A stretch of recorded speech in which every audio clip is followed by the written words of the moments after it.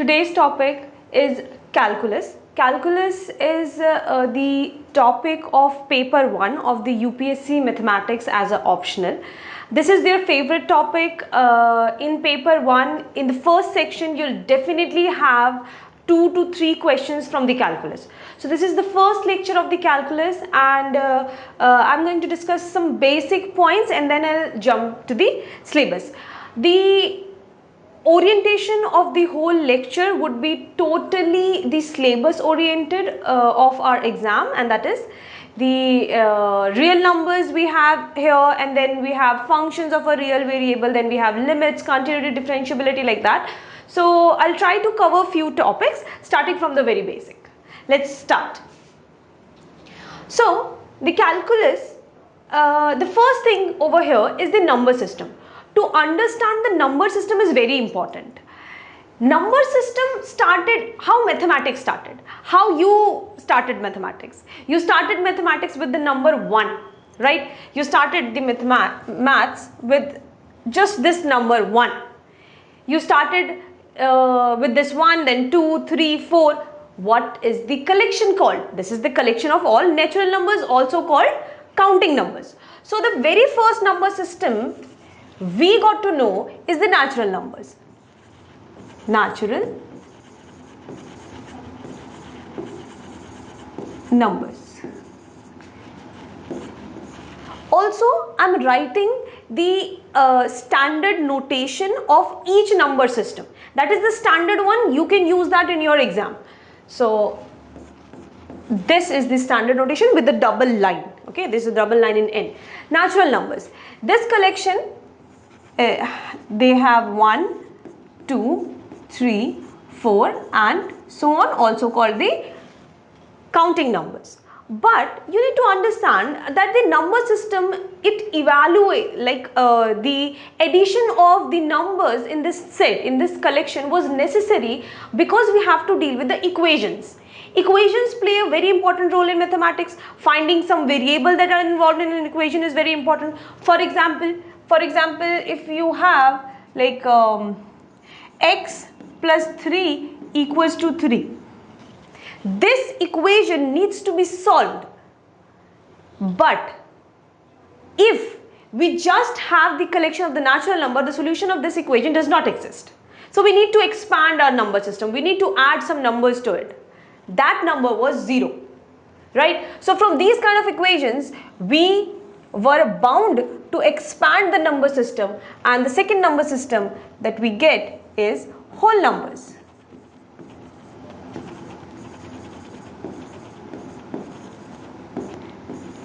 This is W with a line over here, straight line. That is W. So this is the collection of, see, 0 is included, but the numbers that I already have, that is 1, 2, 3, 4, we will have those numbers as it is, and the addition is the 0. The addition is just one number, and this is already, these numbers, we already have these numbers, right? But again, all the equations are not even solved. Even now, there are many equations that are left. For example,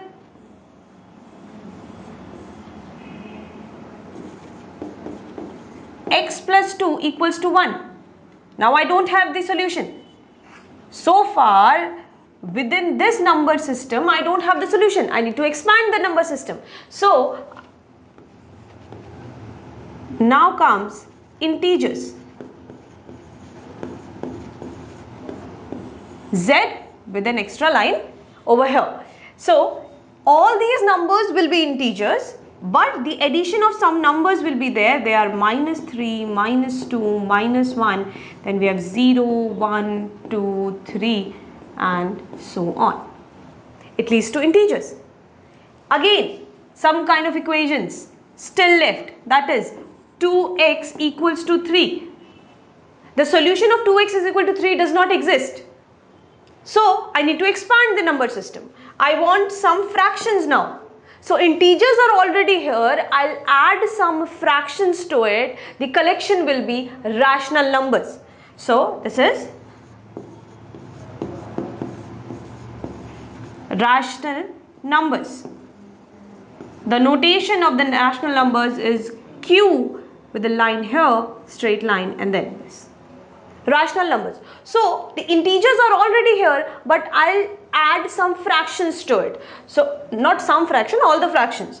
So this is -2, -1, 0, 1, 2. This is already there. Union with some fractions I'm writing in this collection: -1/2, 3/2, 22/7, -8/3, and so on. So the collection of this integer union with the fraction is called the rational numbers. So what we have added the fractions. What we have added in this portion, we have added all this negative part, -1, -2, -3. What we have added here, we have added 0. Still some equations are not solvable within this number system. So we need to expand, right? We need to expand, and now comes the number system that we are concerned about, that is real numbers. So what are the equations that are not solved in the rational numbers? They are of the form x square equals to 2. There is no rational number, there is no integer, no fraction whose square is 2. So I need to expand the number system, and then we have this was the fourth one. Yes, so now we have the fifth one, real numbers. Don't say irrational numbers, because those are the numbers that I'm going to add. The addition part that you are adding to the original number system, that collection is the irrational number. So I already have rationals with me. Now the collection that I'm adding is the collection of irrational numbers. That includes numbers of the form √2, √3, √5, pi, and so on. So now I have the solution of x square equals to 2. But you already know that this number system is not all complete. Like, we still have some equations that are not solvable in real numbers. What are those? Still we have some equations. X square equals to -2. Now can you tell me any real number whose square is -2, whose square is negative? And you have to tell me a real number. Not possible. These kind of equations, they actually, these are the equations, these are the reasons because of which we need to still expand our number system. And then we have the collection of complex numbers.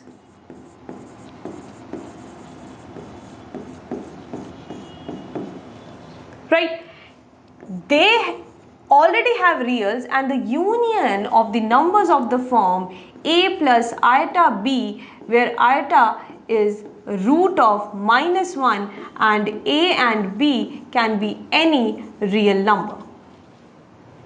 Right? So this is, so far we have reached here, but even we are concerned only about the real. So let's talk about real a little more. Let's talk about some properties. Let's talk about how things started in real numbers. For that, let me talk about a very important property here.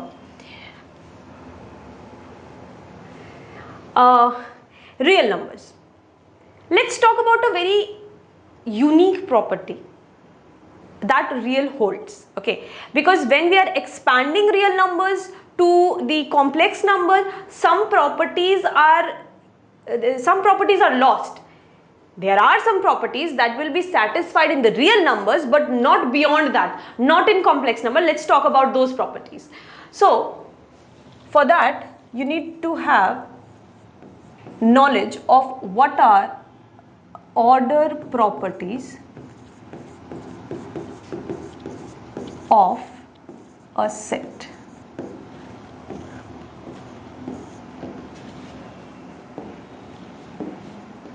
Order properties of a set.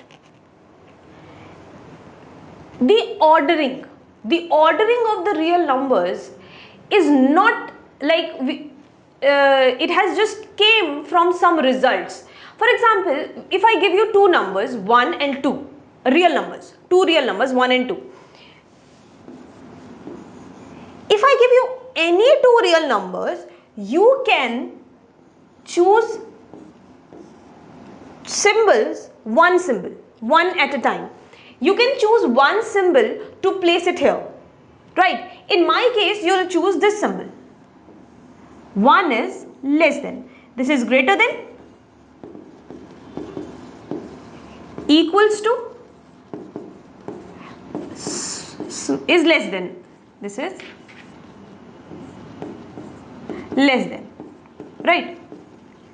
So if I give you any two real numbers, only one of them you can choose and you can put between those numbers, right?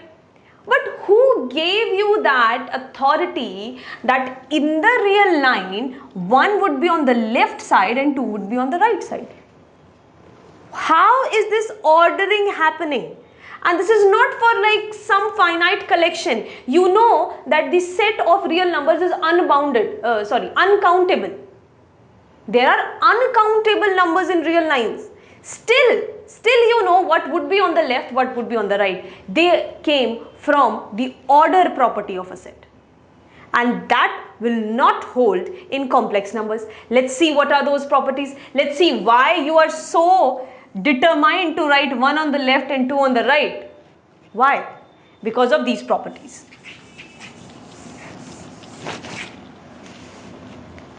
So, let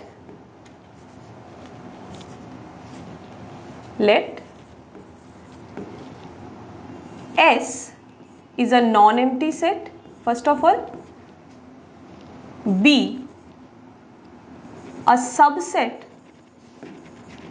of T, again it is a non-empty set. S and T are the subset of complex. Let's take S and T.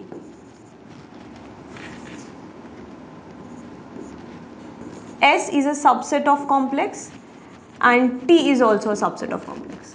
So what I am trying to do, I have taken a set T that is a subset of complex, okay, and I have taken a non-empty subset of this T, so it is clear that this is also a subset of complex. Now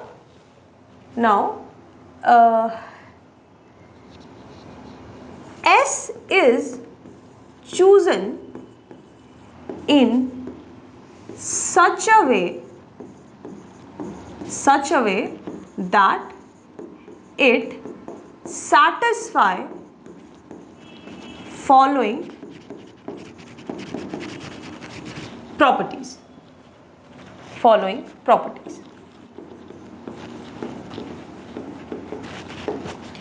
Let's start with the first one. We have three properties here. First one,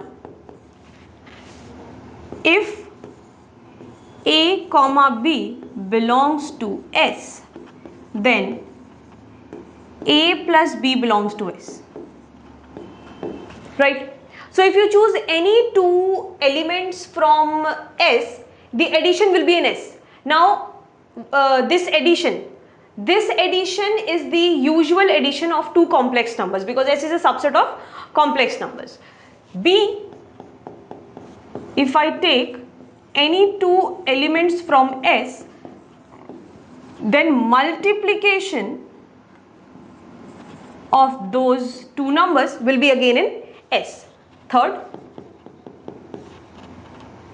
if A belongs to T, now this is not from S, this is from T, the original set T, then only, or you can say exactly, one of the following holds. What does that mean? So what I am doing is, I am choosing an arbitrary element from set T that I have considered. So then for one of the following holds, and this is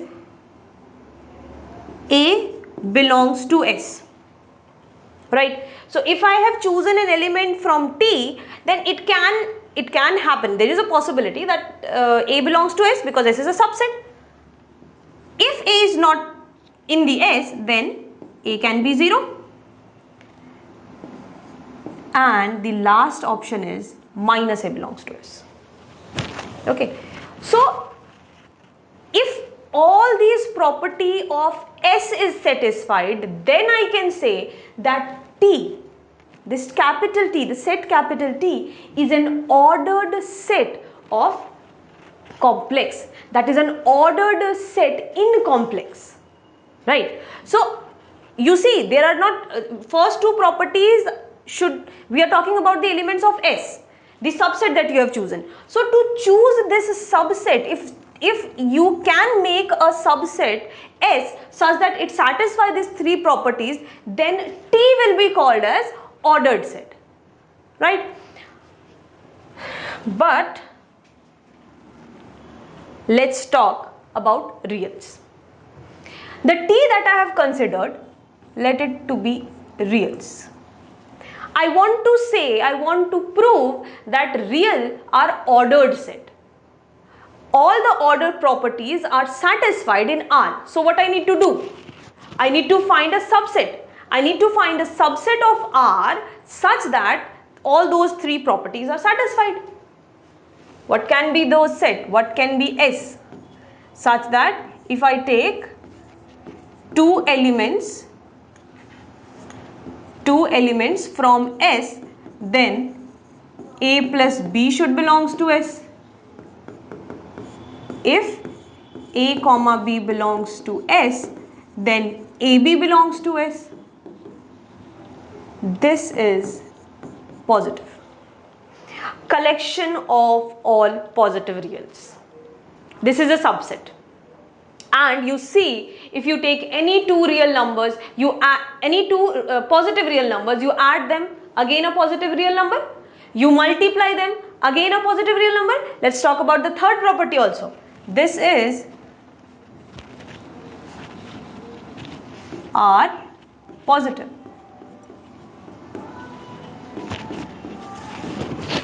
This is R positive.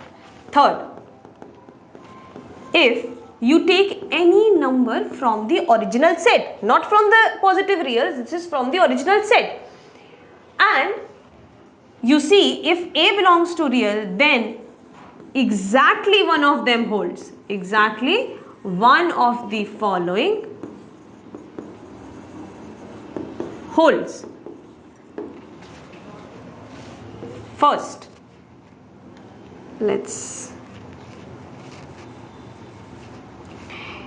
either A will be positive real number, or A will be 0, or minus A will be positive real.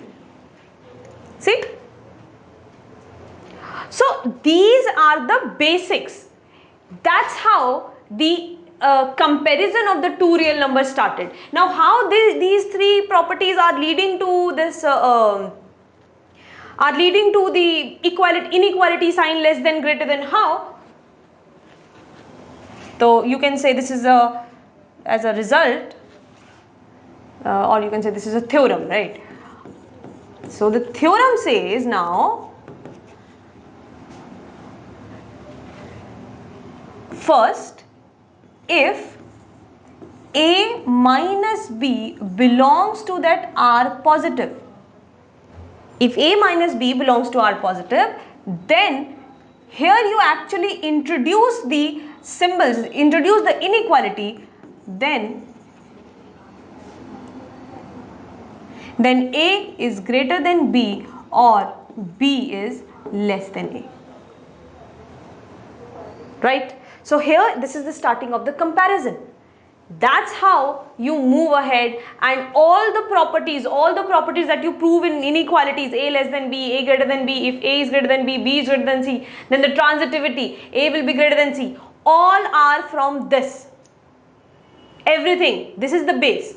So these are the very basic things, yet important because you are appearing for a subjective paper, you are not appearing for a objective paper.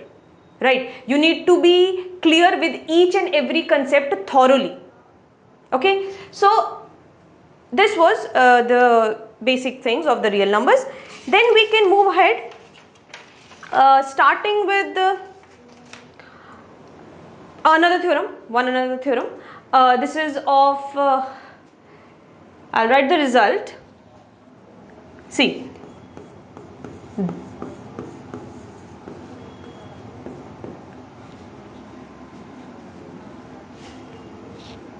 if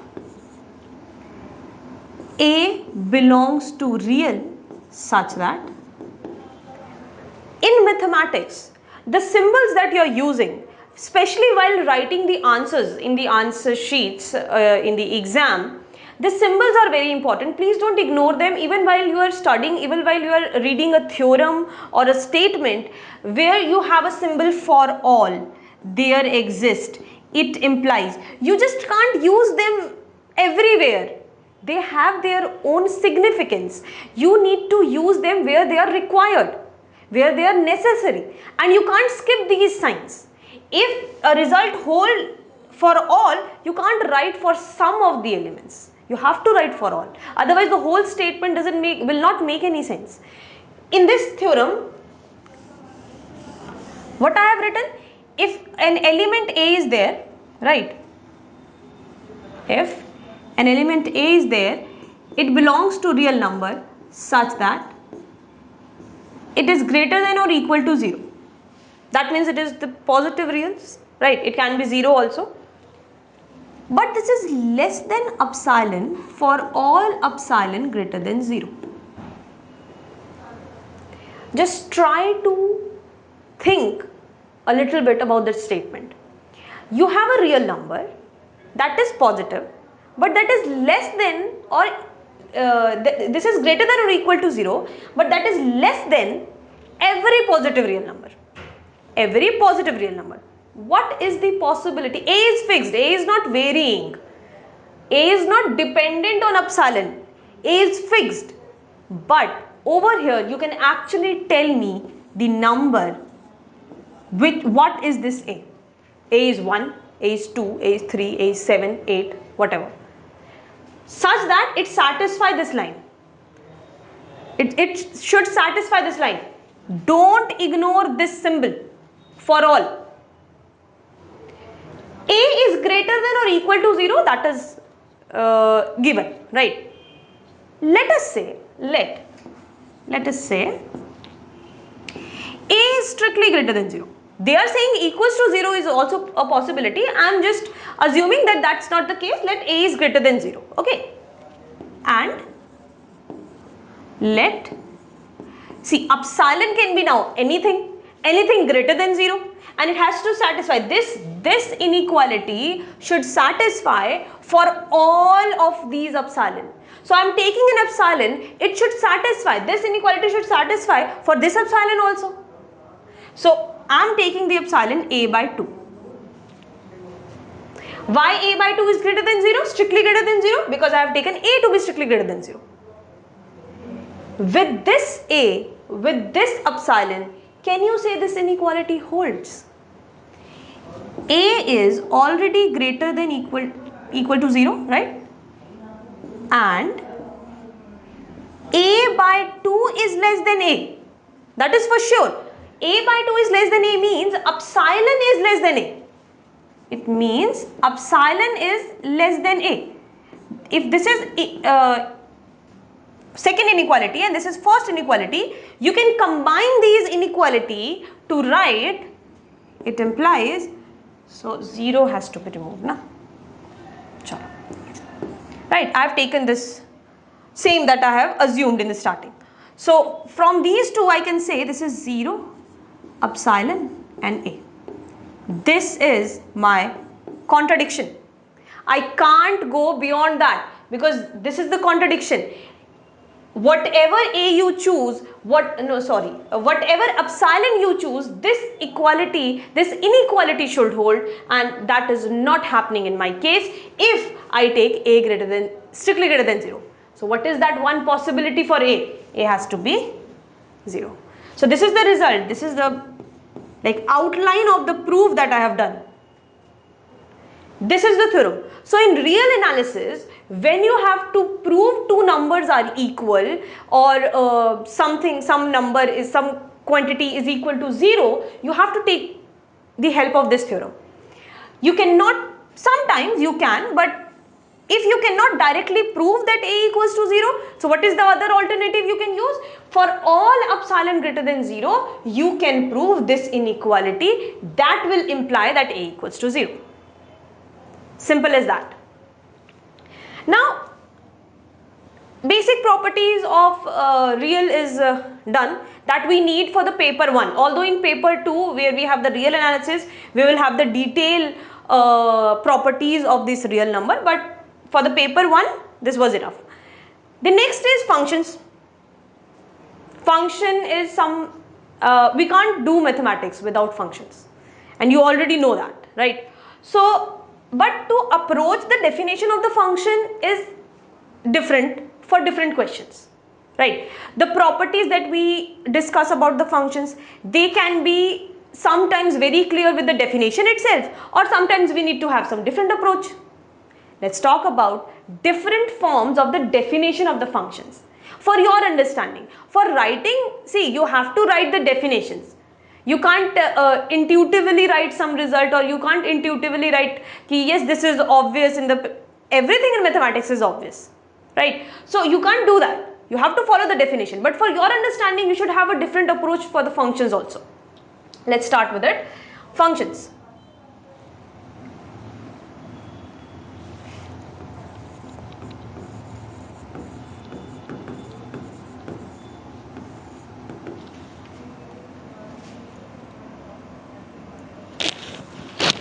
So the function is basically the association between the elements of two sets. A can be any set, B can be any set. The elements of A are associated with the elements of B by some rules. That is called function. One thing, that A and B cannot be empty. They both cannot be empty, okay? So this is association in such a way that every element of A must map to some element of B, to some element of B, right? So you can draw an arrow diagram for better understanding. If this is your A, this is your B. Let me write some elements. So let's A, B, C, 1. Okay, these are the 4 elements in A.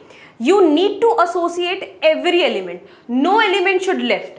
So A, it goes to 4, 5, 6. B is going to 4, C is going to 5, C is going to 6, 1 is going to 5. First property is satisfied. Every element is associated. It doesn't matter that an element in B is left. It doesn't matter, because my first point doesn't say anything about the elements of the B. It says that every element of A must map to some element of B. I have done that. Okay, so we are halfway there. But the second property, say there are only 2 properties, 2 points that it has to satisfy to be called as a function, this association. So second says that every element of A should have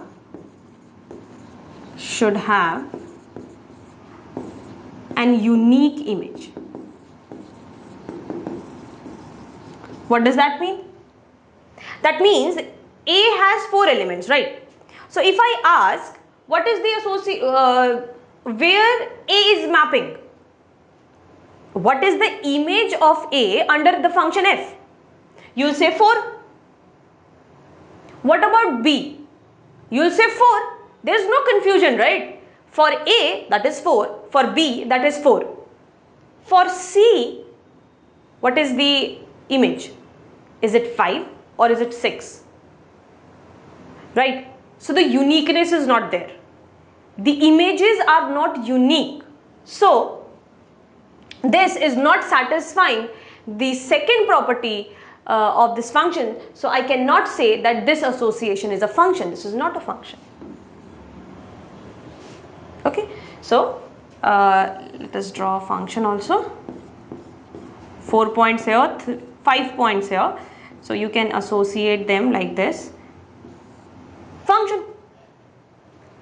Every point over here has an association. Every point of A is mapping to some element of B, and every one has a unique image. They didn't say that every element of B should have a unique pre-image.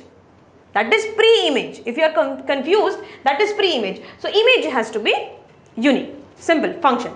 Let's have some different approach also. This is the standard definition you will find everywhere. Let's do the same thing but with a different approach.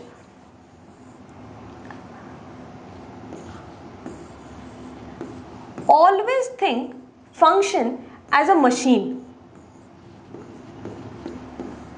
Machine has an input, machine has an output. Let's take for example this function, this machine is called fx equals to 1 by x. This is the name of this machine. Now you know how this machine would work. If the input is 2, the output would be 1 by 2. The reciprocal function is 1 by x. If the input is 3, output is 1 by 3. If the input is 7 by 10, the output is 10. The output is 10 by 7. Right? But you can associate the properties also now with this machine. We have some properties of the functions. We have properties like what is the domain of the function. So for finding the domain, what you need to do here is, see, every machine has a definite input.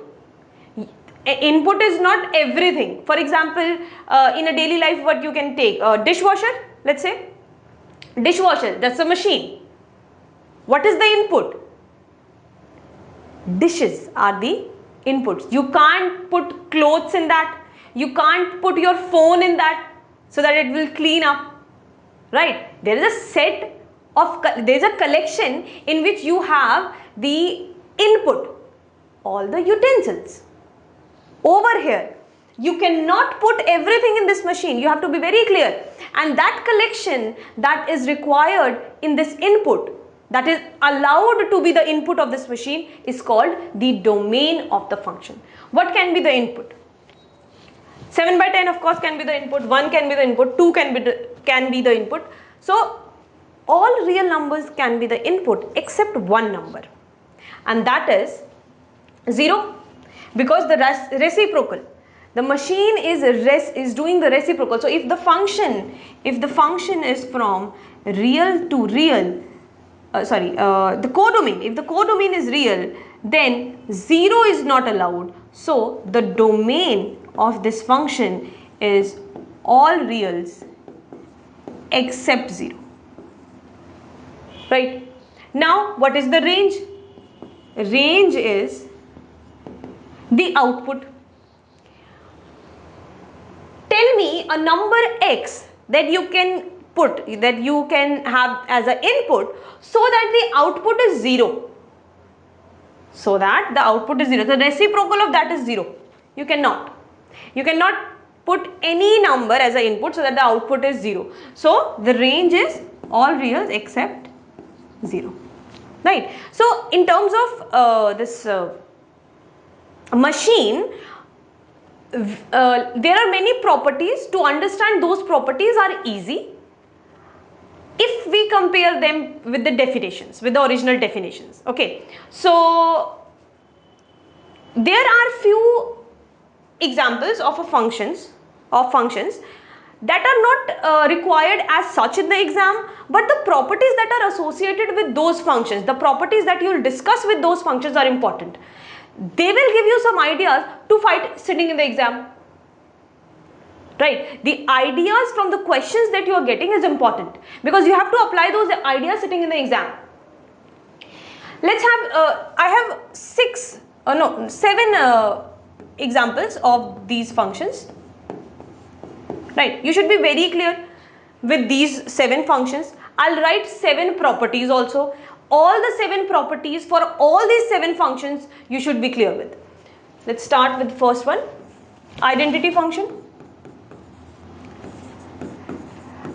X square, polynomial function.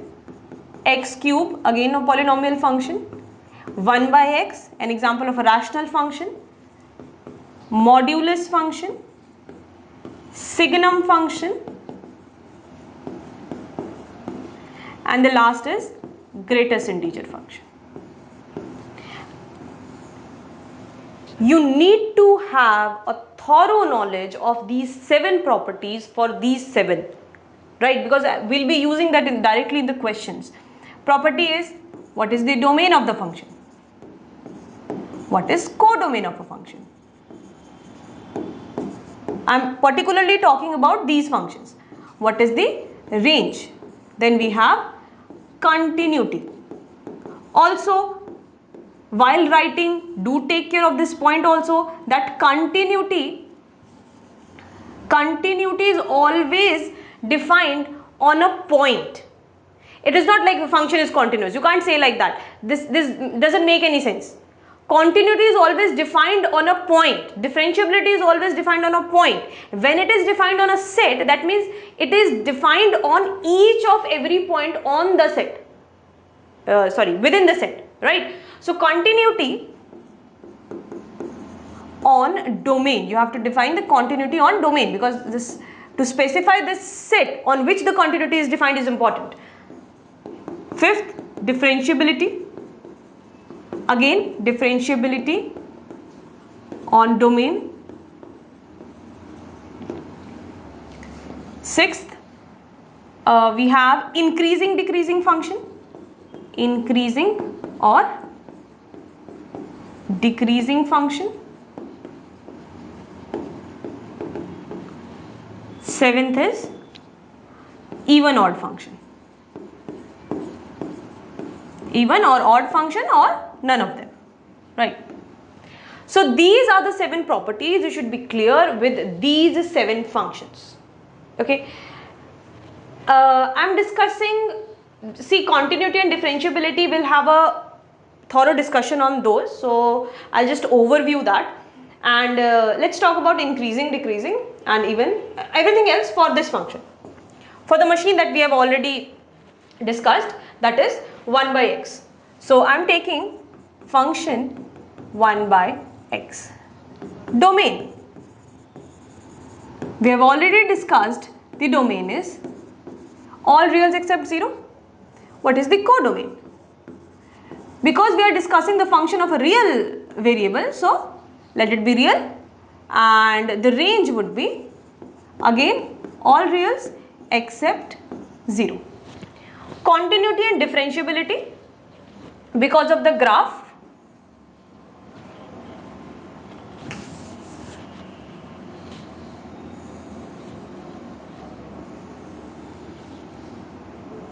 this is the basic structure of the graph.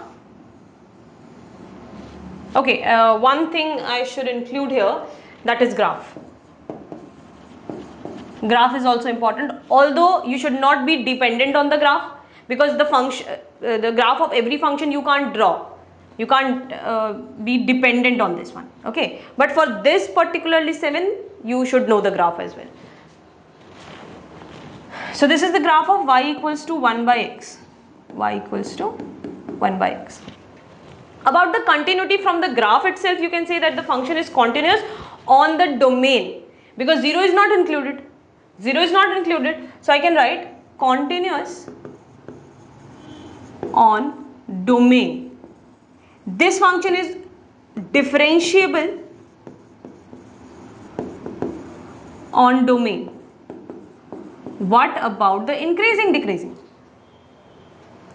Most of you will say that this is a decreasing function. See, decreasing function, right? Decreasing, decreasing. There's no doubt in that, right? But I hope you're clear that this is, even when you are saying increasing, decreasing, you have to specify the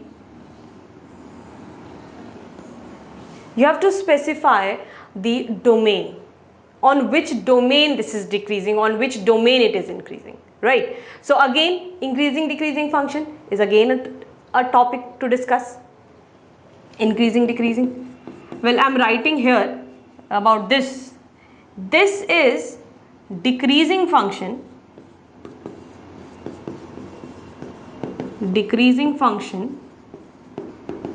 on 0 to infinity. Okay, I have not included this one. And decreasing function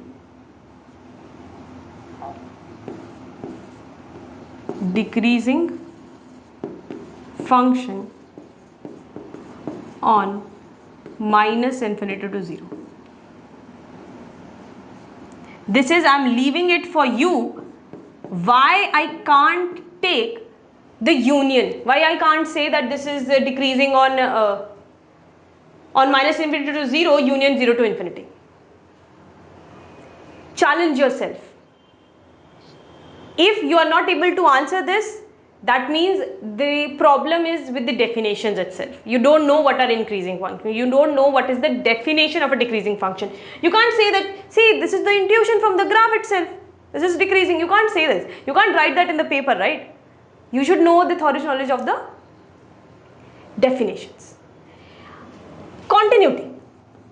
About the continuity, this definition is almost clear to everyone, that limit, because we are in one variable. We are in one variable, so the left hand limit and the right hand limit is enough. So limit at x, left hand limit of a function, if it is equal to f of a, if it is equal to the limit x tends to a positive fx, then f is continuous at x equals to a. Everyone is familiar with this definition, right? Let's do a question on this. Let's do a question on this. Question is, function is from 0 to pi by 2 to r. It's from this interval to r. Function is defined from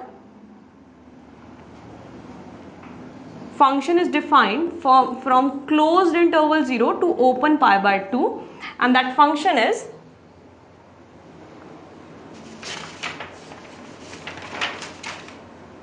cos square x divided by 4x square minus pi square, right? What is the value of f pi by 2?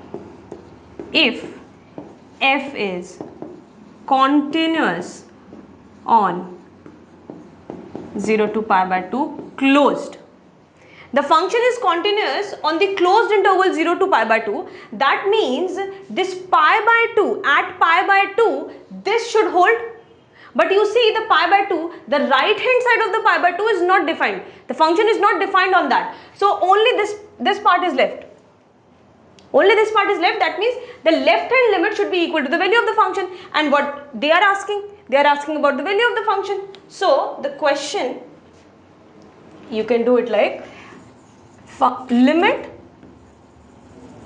of x, limit x tends to pi by 2 from the negative side of fx. Let me write the fx itself. Fx is cos square x upon 4x square minus pi square. This has to be equal to f pi by 2. Simple as that. Simple the definition, right? So apply the, if you substitute the pi by 2, you'll see this is 0 by 0 form. L'Hopital rule, you can apply the L'Hopital rule, then you'll get limit x tends to pi by 2 negative. This is 2 cos x minus sin x upon 8x 4, right? Over there f of pi by 2. Now substitute pi by 2, this factor cos pi by 2, 0, everything is 0, the denominator is non-zero. This is 0 equals to f pi by 2. This is your answer, and this is 2019 paper 1. This is the question of your exam. So you see that how easy the questions are. You just need to have the thorough knowledge. The knowledge of the subject is a different thing. Okay, the knowledge of each and every topic in the exam is important. The questions are not difficult, they are not tricky at all. You just need to have the thorough knowledge, and you need to brief yourself in the subject, right? This was the you see how simple this question was. There was nothing in this question, and I think this question was of 6 or 8 marks. I don't remember that. So, but still, this is the level of the questions. So if you know mathematics, this paper is nothing for you. Easy. With this note, keep studying mathematics. We'll be continuing from this in the next lecture. Thank you very much.